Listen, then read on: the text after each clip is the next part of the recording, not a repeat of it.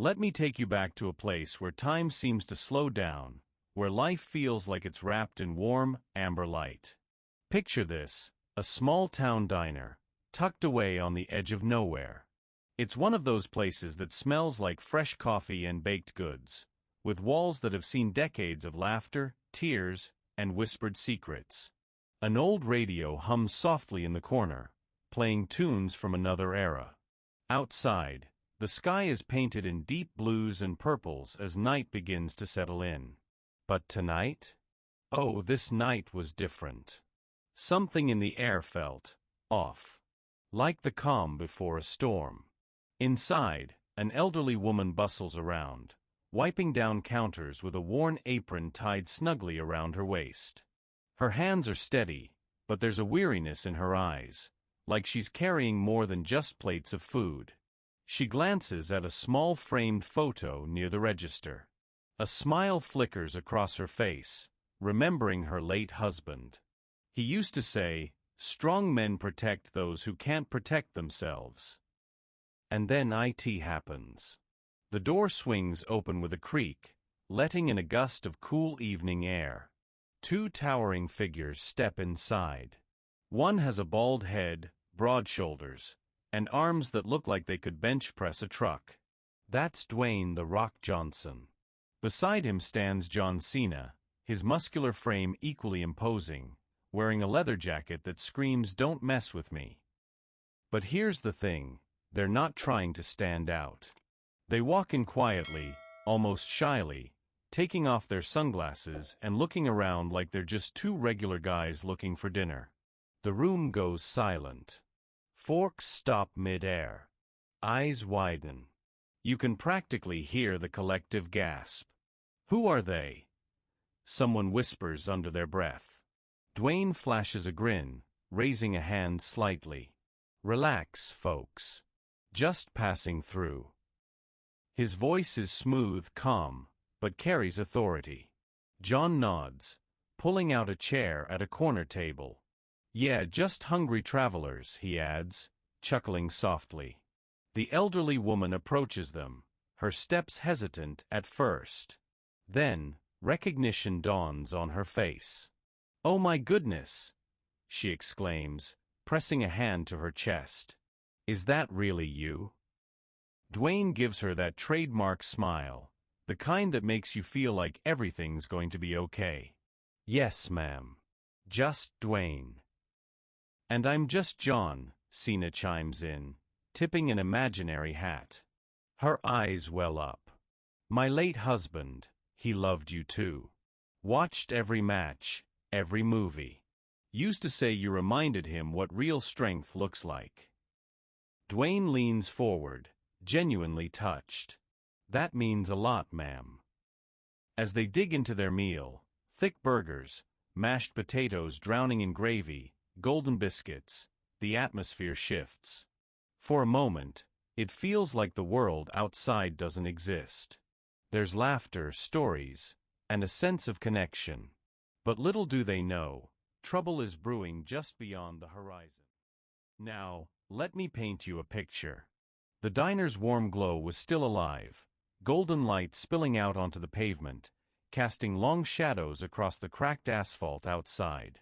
But something changed. A low rumble rolled through the quiet night air, growing louder with each passing second. It wasn't thunder, it was engines. Motorcycle engines. Dwayne and John exchanged a glance. They didn't say anything, but their expressions spoke volumes. "Here we go," Dwayne muttered under his breath, pushing his chair back slowly. John stood beside him, cracking his knuckles, one sharp pop echoing in the sudden silence. Outside, the roar grew deafening as 5 leather-clad bikers pulled up, their boots thudding against the ground like war drums. The leader stepped forward, all wiry menace and sneering confidence. His scruffy beard caught the dim light from the street lamp, and his sunglasses reflected the neon sign above the diner. He scanned the room with an arrogance that made your skin crawl. "Well, well," he drawled, dragging out the word like he owned the place. "Still here, old lady?" The elderly woman stiffened, gripping the counter so hard her knuckles turned white. Her voice trembled but held firm. "I'm not paying you a dime." The biker chuckled darkly, shaking his head. "That's the problem," he said, pulling out a machete and driving it into a table with a loud crack. The sound sent chills down everyone's spines. "This isn't charity, it's protection. And if you don't show some gratitude," he leaned closer, his tone dropping to a menacing whisper, "this place burns." Dwayne didn't move right away. Instead, he studied the man carefully, his jaw tightening. Then, without hesitation, he set his fork down, wiped his mouth, and stood up. John followed suit, both men towering over the gang leader. "Who the hell are you two supposed to be?" the biker spat, squinting at them like he couldn't quite figure out why these giants were standing in his way. Dwayne didn't flinch. "Just two guys who don't like bullies." John smirked, cracking his neck. "And we really don't like threats." For a moment, the room went silent. You could have heard a pin drop. The tension was thick, pressing down on everyone like a storm cloud about to burst. Recognition flickered in the biker's eyes. "Wait a sec," he said, snapping his fingers. "You're that Hollywood guy. And you," he pointed at John. "You're the one who pretends to fight on TV."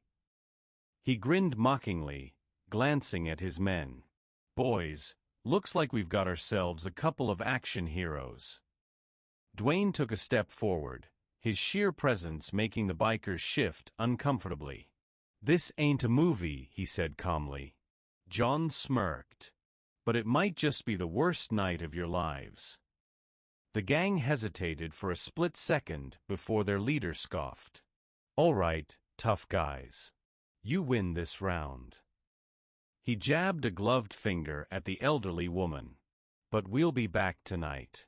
If you don't have our money by then," he let the threat hang in the air like smoke.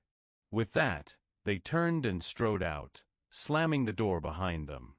The low rumble of their motorcycles faded into the distance, leaving the diner eerily quiet. The elderly woman exhaled shakily, gripping the edge of the counter. "They've been coming back for months," she whispered, her voice breaking. "Scaring off my customers, damaging my property." Dwayne and John exchanged another look. This time, there was no question in their eyes.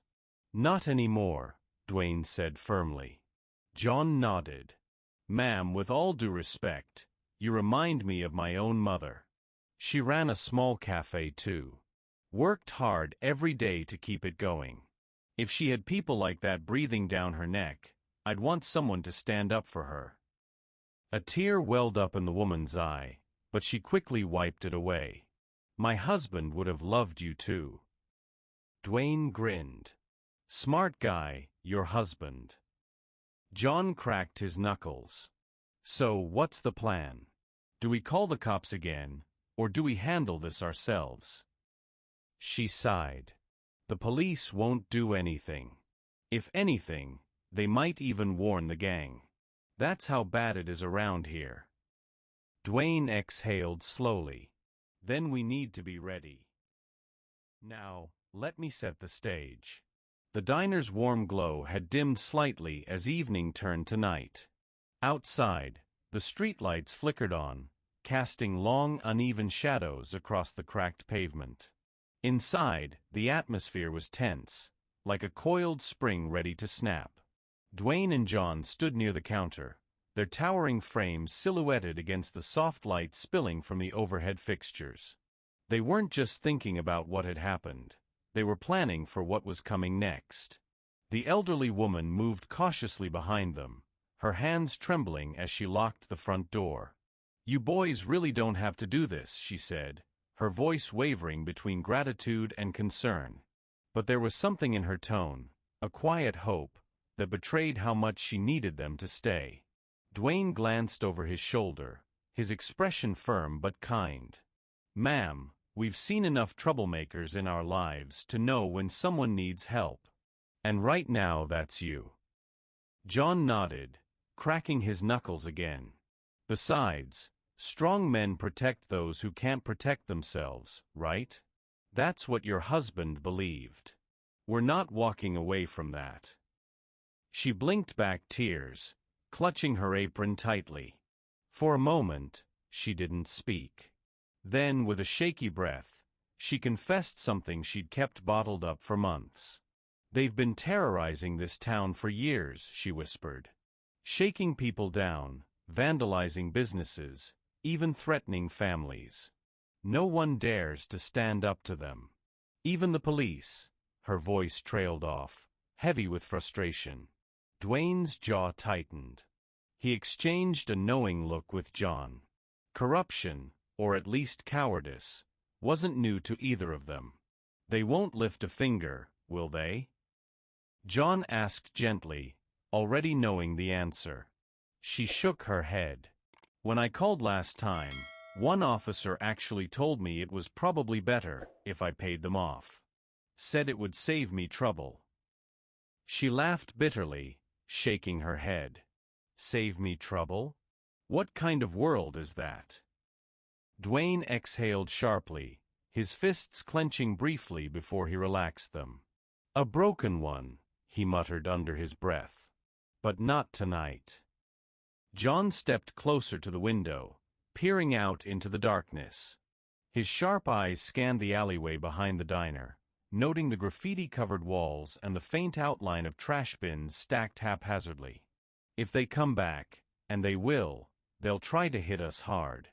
Front and back. Gotta make sure they don't catch us off guard. Dwayne nodded, grabbing a chair and positioning it near the door. First things first, we fortify this place. Tables are solid wood, floors are sturdy. If we use the layout to our advantage, we can hold them off until the cops get here. But will they even show up? She asked, her voice barely above a whisper. They'll have no choice, Dwayne replied firmly. Not with witnesses recording everything. John smirked, patting his pocket where his phone rested. And trust me, we'll make sure they see everything. Together, the three of them worked quickly. Dwayne checked the exits, ensuring the back door was secured while also creating a makeshift barricade using chairs and a large metal tray. John gathered whatever kitchen tools could double as weapons, rolling pins, cast iron skillets, even a hefty meat tenderizer. You guys really think this is going to work? The woman asked nervously, watching them move with purpose. It has to, Dwayne said simply. Because backing down isn't an option. As they prepared, the elderly woman shared more stories about her late husband. How he used to joke about being the strongest man in town after watching one of Dwayne's matches.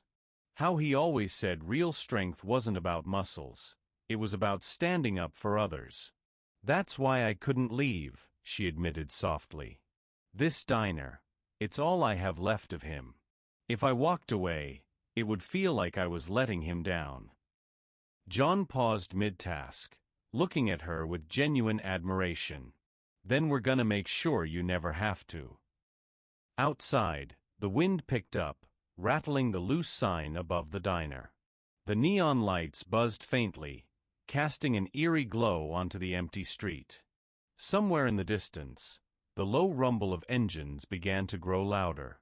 They're coming, John said quietly, his voice steady but laced with anticipation. Dwayne cracked his neck, rolling his shoulders. Good. Let's finish this. Now, let me set the scene. Night had fallen completely, cloaking the small town in a thick blanket of darkness. The diner's warm glow stood out like a beacon against the cold, shadowy streets. Inside, the tension was electric. Every creak of the floorboards, every flicker of the neon sign outside, felt heavier than it should have been. Dwayne and John stood near the entrance, their towering figures silhouetted by the dim light spilling through the windows. They weren't just waiting, they were ready. The elderly woman moved quietly behind them, checking the barricade at the back door one last time. Her hands trembled slightly as she adjusted a chair wedged under the handle. "You boys sure about this?" she asked softly, her voice tinged with worry but also gratitude. Dwayne glanced over his shoulder, his expression calm but resolute. "Ma'am, we've faced worse odds. Trust us." John nodded, cracking his knuckles again. "And besides," he added with a smirk, "we've got something they don't." "What's that?" she asked, raising an eyebrow despite herself. "Principles," Dwayne said simply. Her lips curved into a faint smile, though her eyes still betrayed her fear. She crossed her arms tightly, hugging herself as if trying to hold onto some semblance of control. Outside, the wind picked up, rattling the loose sign above the diner. Its buzz cut through the silence like a warning, a harbinger of what was coming. Then came the sound they'd all been dreading. A low rumble in the distance, growing louder with each passing second. Motorcycle engines. Lots of them. "They're here," John muttered, his tone steady but laced with anticipation. He stepped closer to the window, peering out cautiously. His leather jacket caught the faint light from the street lamp, casting sharp shadows across his face. Dwayne positioned himself near the front door, his broad frame blocking most of the view. He didn't flinch as the roar of the bikes grew deafening. Instead, he exhaled slowly, his jaw tightening. "Remember what I said," he told the elderly woman firmly. "Stay back. Let us handle this." She nodded quickly, clutching her apron so tightly her knuckles turned white. The motorcycles slowed as they approached the diner, their headlights slicing through the darkness like blades. One by one, they pulled up, forming a semicircle around the building. There were more of them now, at least 10 men, all clad in leather and chains, their faces twisted with arrogance. The leader dismounted first, adjusting his gloves as he strode toward the entrance. "Well, well," he called out loudly, his voice dripping with mockery. "Looks like the old lady got herself some bodyguards." His men chuckled darkly, spreading out like vultures circling prey. Some leaned casually against their bikes while others cracked their knuckles, clearly eager for a fight. Dwayne didn't respond immediately. Instead, he pushed the door open just wide enough to step outside, his sheer presence making the bikers shift uncomfortably. John followed close behind, his stance relaxed but alert. "You had your fun," Dwayne said, his voice low and firm. "Now it's over. Walk away." The leader laughed, shaking his head. "Or what? You'll wrestle us? Boys, looks like we've got a couple of TV stars who think they're real tough guys." John sighed dramatically, rolling his eyes.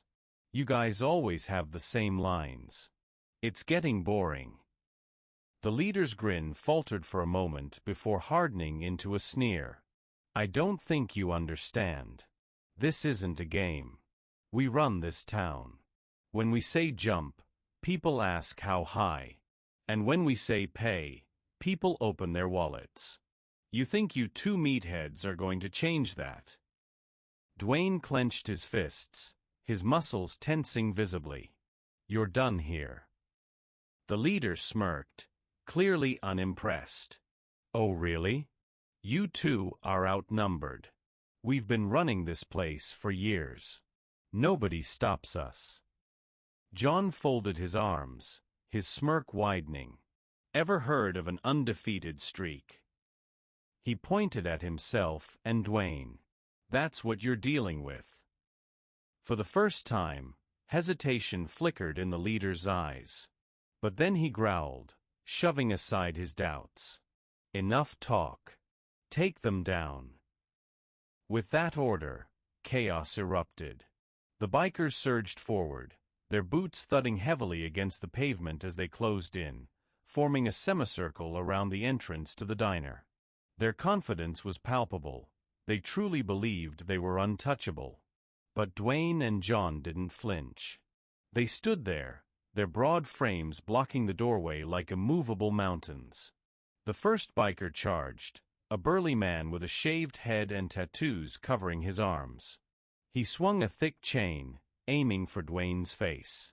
Without missing a beat, Dwayne ducked under the attack, catching the man's wrist mid-swing. With sheer power, he twisted the biker's arm and yanked him forward, slamming him into the side of the diner with a devastating spinebuster.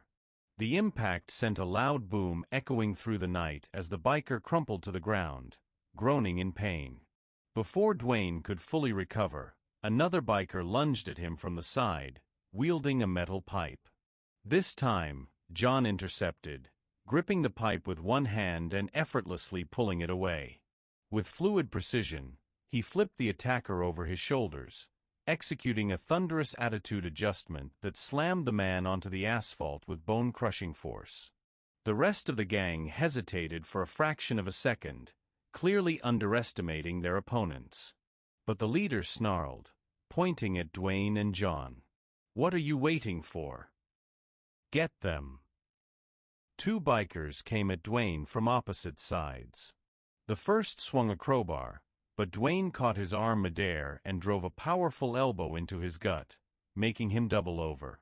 With a swift motion, he lifted the man and executed a punishing rock bottom, slamming him hard onto the pavement. The second biker tried to tackle Dwayne from behind, but he twisted at the last second and sent him flying with a Samoan drop. The man hit the ground with a loud thud, gasping for air. Meanwhile, John was dealing with his own set of attackers. One man tried to grapple him from behind, locking his arms around John's waist in an attempt to restrain him. John responded instinctively, throwing his head back and smashing into the attacker's nose. Blood spurted as the man stumbled backward, clutching his face. Seizing the moment, John grabbed him and hurled him across the sidewalk with a suplex slam. Another biker swung at John with brass knuckles, but John dodged and countered with a powerful punch, sending the man sprawling onto the pavement unconscious.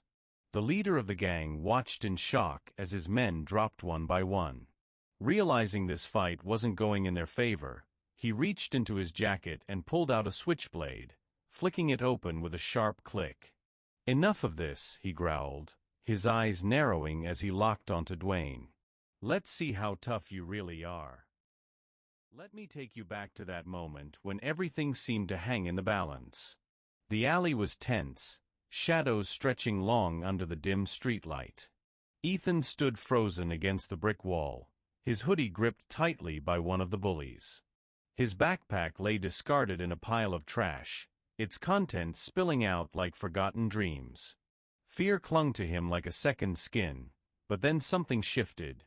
Two towering figures stepped into view. Dwayne cracked his knuckles, his voice cutting through the tension like thunder. "That's exactly how it works." The bullies froze, their bravado crumbling as they turned to face Dwayne and John. Their eyes widened, recognition dawning on their faces. These weren't just any men, they were forces of nature. The first bully hesitated, his grip on Ethan loosening slightly. "We were just messing around," he muttered, trying to sound casual but failing miserably. John shook his head, his tone sharp and unyielding. "No, you weren't. And you know it." The second bully raised his hands defensively, taking a step back.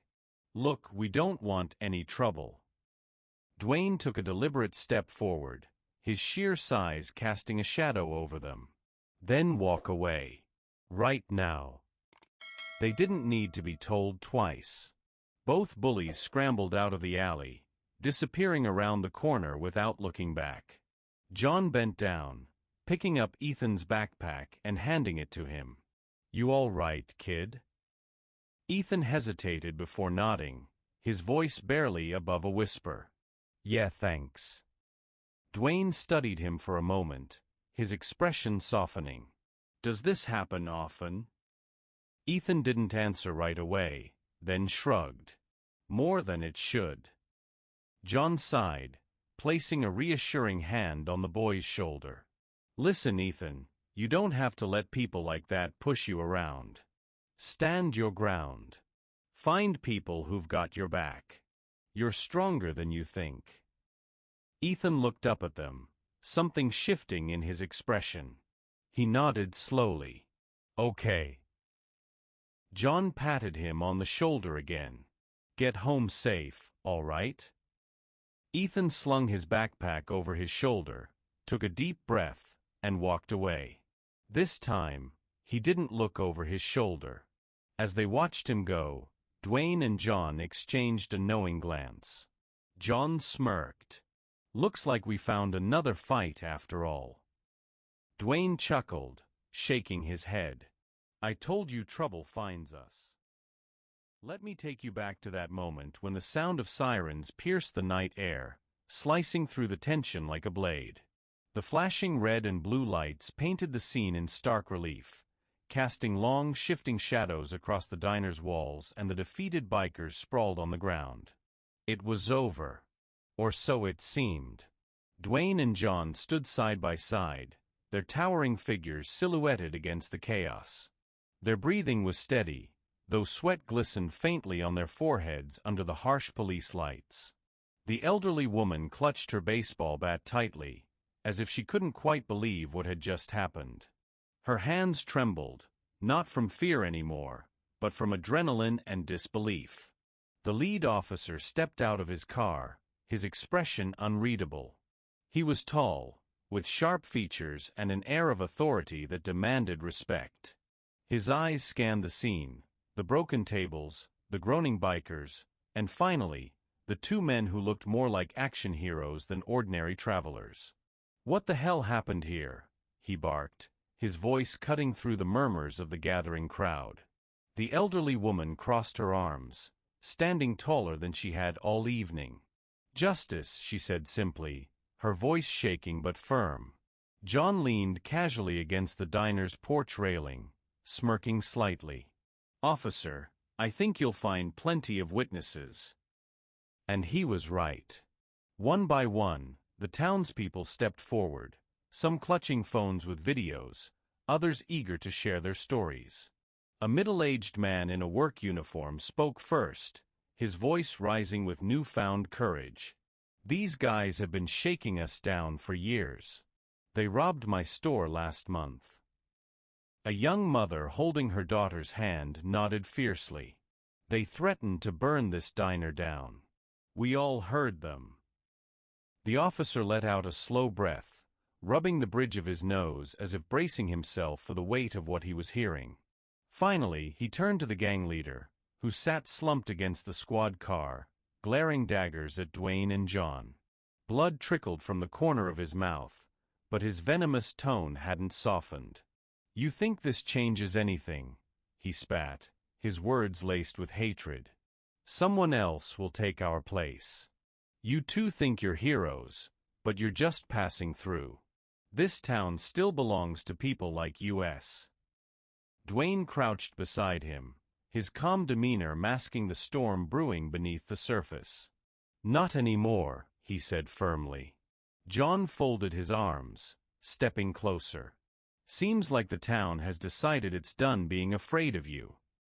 The officer signaled for the remaining bikers to be loaded into the cruisers.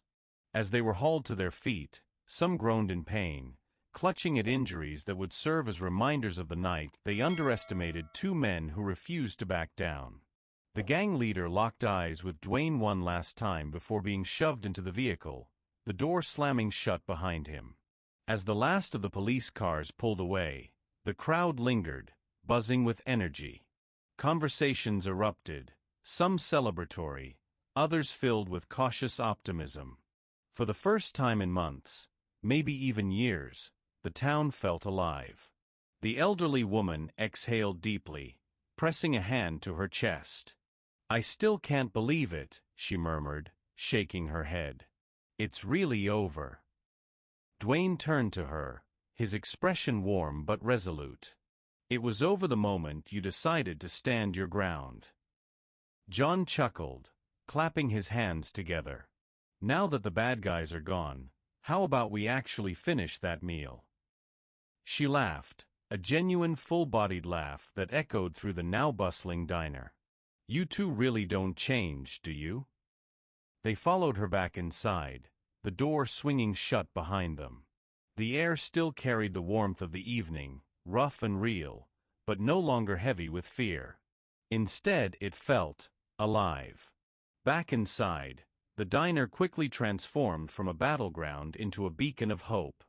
Word spread fast, first among neighbors, then across the street. People who had once avoided the diner out of fear or habit now cautiously stepped inside. A man who had been too afraid to come in earlier took a seat at the counter. A young couple sat in a booth near the window. Soon, the room was alive with conversation and laughter, something that had been missing for far too long. The elderly woman moved behind the counter with renewed purpose, refilling coffee cups and serving plates of food with a smile that lit up her face. She watched the growing crowd with misty eyes, overwhelmed by the sight. "I thought I'd never see this place full again," she admitted softly, shaking her head in wonder. Dwayne leaned back in his chair, taking in the scene. "Looks like people just needed a reason to believe it was safe again." John grinned, raising his fork triumphantly. "And maybe an excuse to eat some damn good food." The woman chuckled, wiping her hands on her apron. "You two really are something else." As the night stretched on, the once empty diner thrived once more. People lingered, sharing stories, reconnecting with their neighbors. The fear that had loomed over the town for so long had been replaced with something stronger, hope. Outside, under the glow of the streetlights, a lone motorcycle sat abandoned, its owner gone, its purpose lost. The town had changed tonight. And so had its people. Let me take you back to that moment when the sun rose over Rust Creek, casting a golden glow across the town. It wasn't just another morning. It felt like the first day of something new. The diner, once on the verge of collapse, now buzzed with life. People streamed in, not out of obligation or habit, but because they wanted to be there. The elderly woman moved behind the counter with a grace she hadn't shown in months, her smile warm and genuine as she greeted each customer. But it wasn't just the diner that had changed. Word spread quickly, faster than anyone expected. By mid-morning, the streets were alive with conversations. Neighbors who had avoided eye contact for years now stood chatting on sidewalks. Shop owners who had paid protection money to the gang began refusing to do so, emboldened by what they'd witnessed the night before. Dwayne and John sat at their usual table near the window, sipping coffee and watching the transformation unfold. They weren't heroes looking for recognition. They were simply two men who had stepped in when no one else would. Yet, their actions had sparked something far greater than either of them could have imagined. The elderly woman approached their table, carrying a fresh pot of coffee. "You boys see what's happening out there?" she asked, her voice tinged with awe. Dwayne nodded, his expression thoughtful. "People are remembering their strength." John leaned back in his chair, crossing his arms. "And not a moment too soon." This town was drowning, and all it needed was a push to stand up again. She sighed, shaking her head. "I still can't believe it. For so long, we let fear rule us. But last night changed everything." As if on cue, the door swung open, and a man walked in, a local shopkeeper Dwayne and John recognized from the crowd the previous night. His face was flushed, his hands trembling slightly as he clutched a folded piece of paper. He scanned the room, his eyes landing on the elderly woman. "Ma'am," he said, his voice shaky but determined, I wanted to apologize. I should have stood up sooner. I should have helped." She blinked, surprised. "What are you talking about?" He held up the paper. "This is a list of everyone who paid those thugs. I kept track of it, thinking maybe someday someone would do something about it. Now that you've shown us it's possible," his voice trailed off, but his meaning was clear. Dwayne exchanged a glance with John. "Looks like the fight isn't over yet," he muttered under his breath. John smirked. Didn't think it would be. The shopkeeper hesitated before speaking again. We're organizing a meeting later today. At the community center. Everyone's invited. We need to figure out how to make sure this never happens again. The elderly woman placed a hand on his shoulder. You're doing the right thing. He nodded, his resolve strengthening. Thank you for showing us how.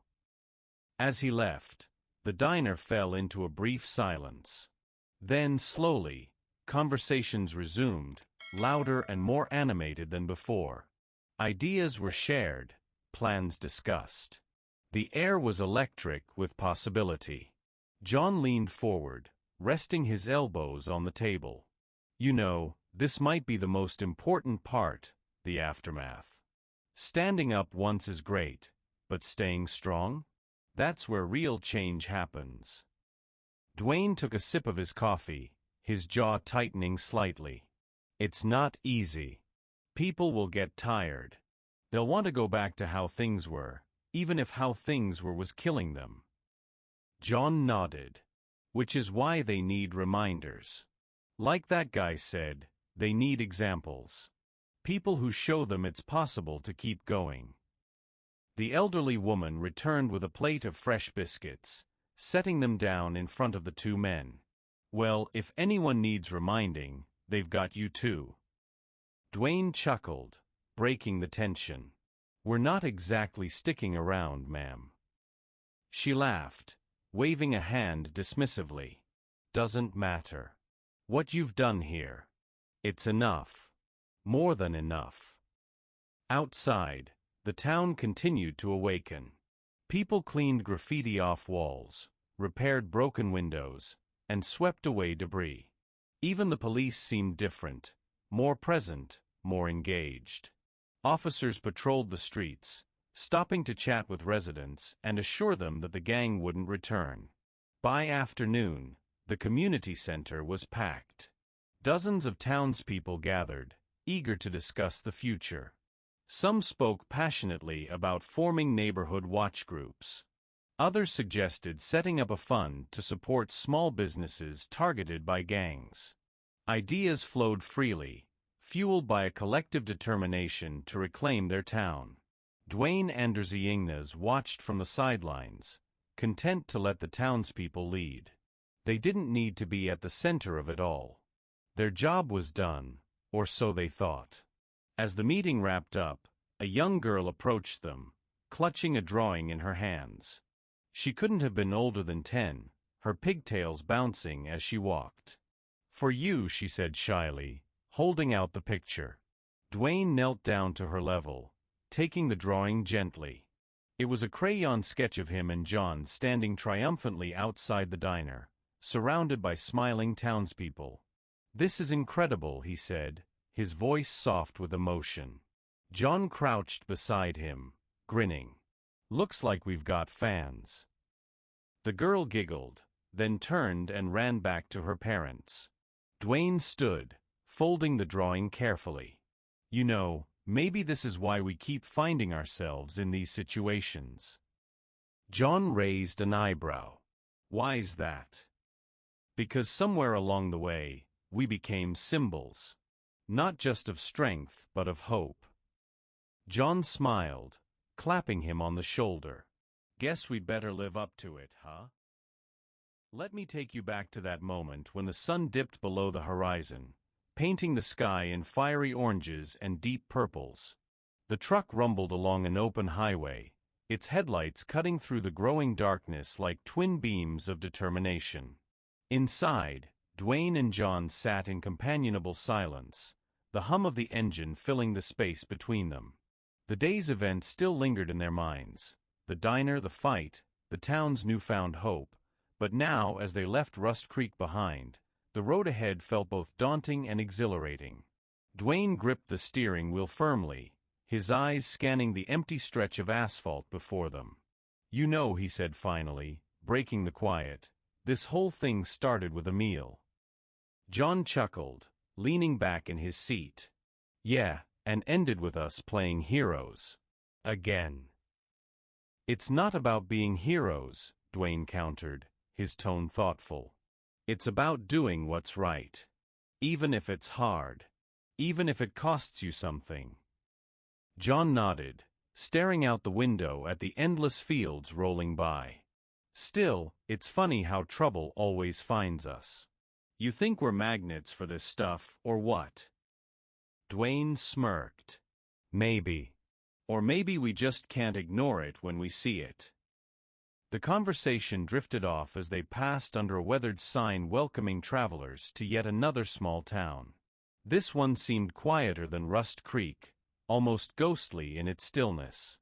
The streets were dimly lit, and only a handful of cars dotted the roadside. They decided to stop for gas and snacks, stretching their legs after hours on the road. As they stepped out of the truck, the cool night air hit them, carrying the faint scent of rain from a storm that had passed earlier. Dwayne filled up the tank while John leaned against the hood, sipping water and scanning the area. His gaze landed on a convenience store across the street, its fluorescent lights buzzing softly in the twilight. That's when he saw him, a young boy, no older than 12, walking briskly down the sidewalk. He wore an oversized hoodie and scuffed sneakers, his backpack slung awkwardly over one shoulder. There was something uneasy about the way he moved, his steps quick, his head darting side to side as though he were trying to avoid being noticed. John frowned, nudging Dwayne. Hey, check it out. That kid looks like he's got somewhere to be, and not in a good way. Dwayne followed his gaze, immediately picking up on the tension in the boy's movements. Yeah, I see it too. Let's keep an eye on him. They watched as the boy turned into a narrow alley, disappearing behind a row of parked cars. Moments later, two older teenagers emerged from the shadows, following him. Their body language screamed intent, aggressive, predatory. John pushed off the truck, his jaw tightening. Looks like we've got ourselves another situation. Dwayne didn't hesitate. Let's go. They crossed the street quickly, staying out of sight as they approached the alley. The sound of raised voices reached them first, sharp and menacing. Hey, we're talking to you, one of the bullies snarled, grabbing the boy by the hoodie and shoving him against the brick wall. The boy's backpack slipped off his shoulder, landing in a pile of trash. I don't have anything, I swear, the boy stammered, his voice trembling with fear. That's not how it works, the bully growled, pulling him closer. A shadow fell over them as Dwayne and John stepped into view. The bullies froze, their bravado faltering as they took in the towering figures looming behind them. That's exactly how it works, John said firmly, his voice cutting through the tension like a blade.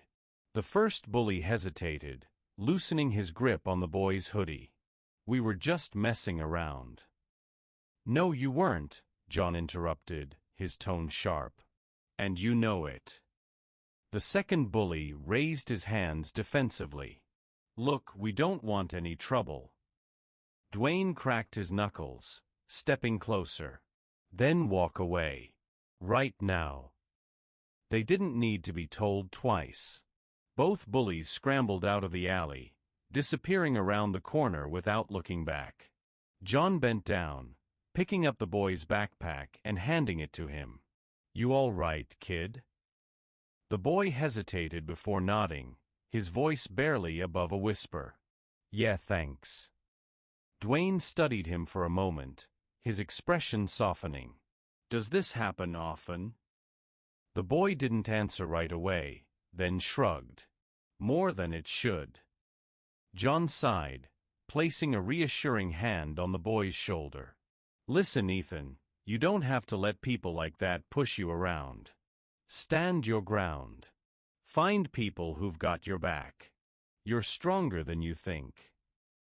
Ethan looked up at them, something shifting in his expression. He nodded slowly. Okay. John patted him on the shoulder again. Get home safe, all right? Ethan slung his backpack over his shoulder, took a deep breath, and walked away. This time, He didn't look over his shoulder.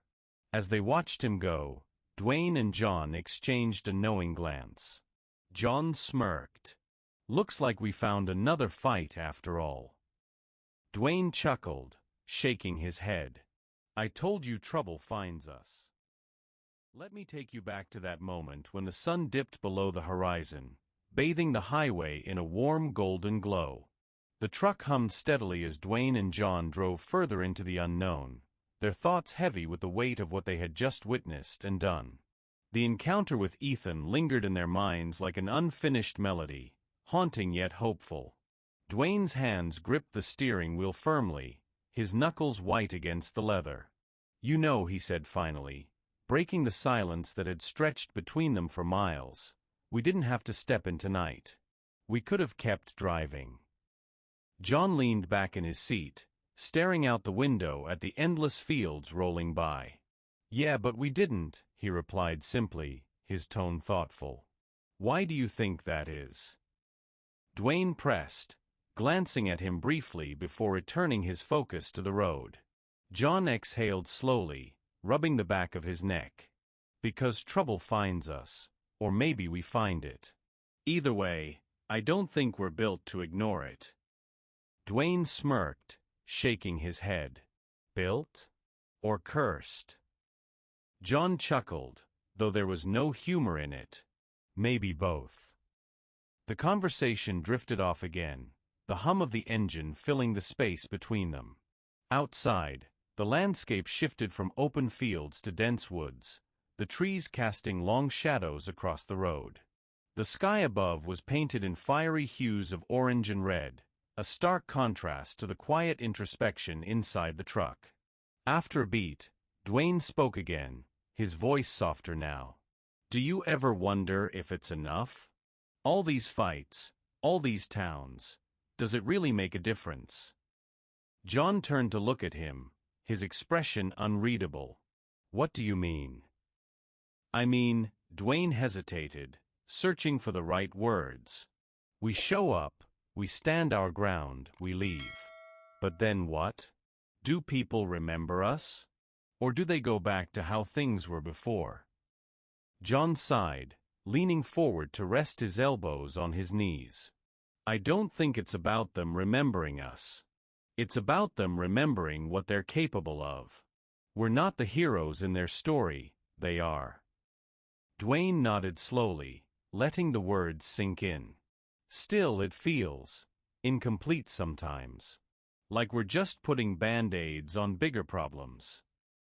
"But maybe that's the point," John countered, his tone firm. "Maybe it's not our job to fix everything. Maybe it's just our job to remind people that they can fight back. That they should fight back." Dwayne glanced at him, a small smile tugging at the corners of his mouth. "You've been thinking about this a lot, huh?" John shrugged, smirking slightly. "What can I say?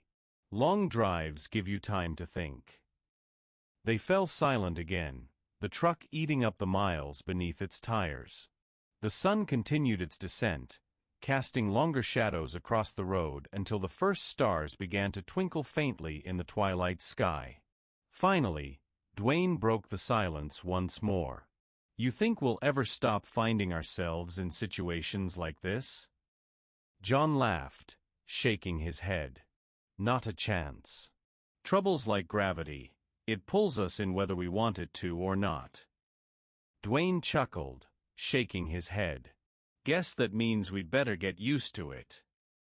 John grinned, clapping him on the shoulder. "At least we've got each other's backs." As the last rays of sunlight faded behind the horizon, the world around them grew darker, quieter. The road ahead stretched endlessly, full of possibilities and unknowns. Somewhere out there, another town, another problem, another fight awaited. But for now, they drove on, content in the knowledge that they had done what they could. And whatever came next, they would be ready. Let me take you back to that moment when the open road stretched before them, endless and inviting. The truck rumbled steadily beneath them, its headlights cutting through the deepening twilight like twin beams of resolve. Dwayne gripped the steering wheel firmly, his eyes scanning the horizon, a vast expanse painted in hues of gold and crimson as the sun dipped lower, casting long shadows across the asphalt. John leaned back in his seat, arms crossed, staring out at the shifting landscape with a thoughtful expression. The encounter with Ethan still lingered in their minds, not as a burden but as a reminder. A reminder that trouble wasn't something they could outrun. It was something they carried with them, whether consciously or not. But it wasn't just about stepping into fights. It was about leaving something behind. Every town they passed through, every person they helped, became part of a ripple effect. Justice wasn't just an act. It was a spark that ignited courage in others. "You know," Dwayne said finally, breaking the quiet hum of the engine, "we keep finding ourselves in these moments where we're more than just us." John turned to him, raising an eyebrow. "What do you mean?" "I mean," Dwayne continued, his voice steady but reflective, "out there in those towns, we're not just two guys traveling. We're symbols of strength, of hope, whether we like it or not." John smirked, shaking his head slightly. "Symbols, huh? Never thought I'd hear that word come out of your mouth." Dwayne chuckled, glancing at him briefly before returning his focus to the road. "Think about it. That diner, the people in Rust Creek, they saw us stand up, and suddenly, they realized they could too. It's not about being heroes. It's about showing people they've got what it takes." John nodded slowly, his smirk softening into a thoughtful smile. "Yeah, I guess that's true. And maybe that's why trouble keeps finding us. Because somewhere along the way, we started believing in it too."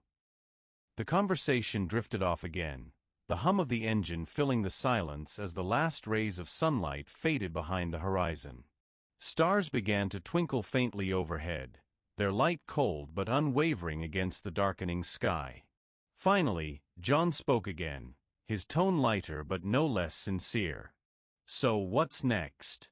Another diner? Another fight?" Dwayne shrugged, his lips curving into a small grin. "Doesn't matter where we go. Trouble will find us, or we'll find it. Either way, we'll be ready."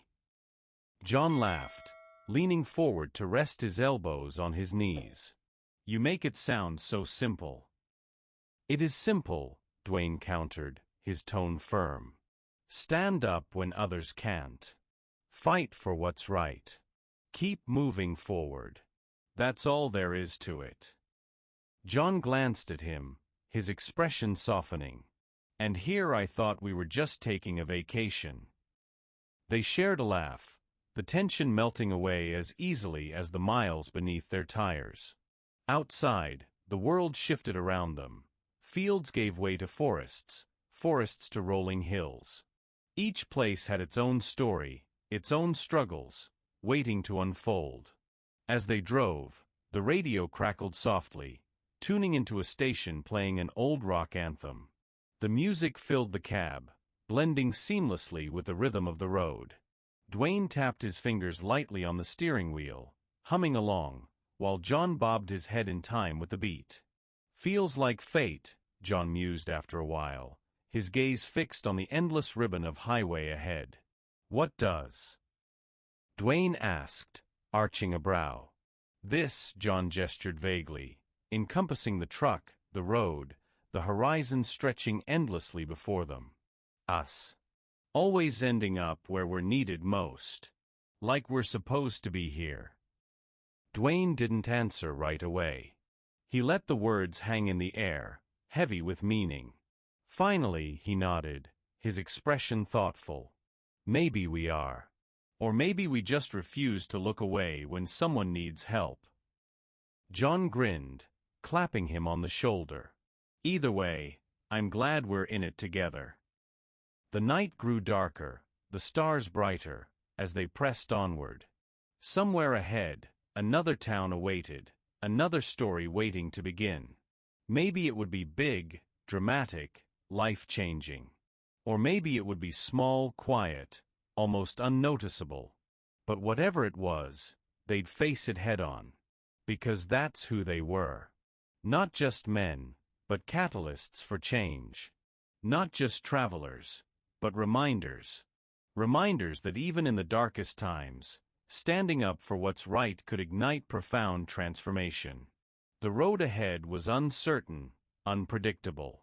But one thing was clear: wherever trouble arose, they'd be there, not as saviors, but as symbols.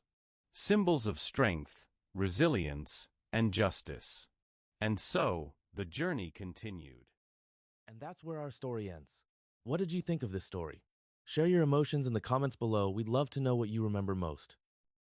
If you enjoyed this story, don't forget to hit the like button and subscribe for more unforgettable stories.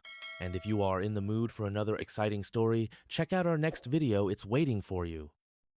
Until then, stay curious, get inspired, and keep exploring the stories that make life extraordinary. See you in the next one.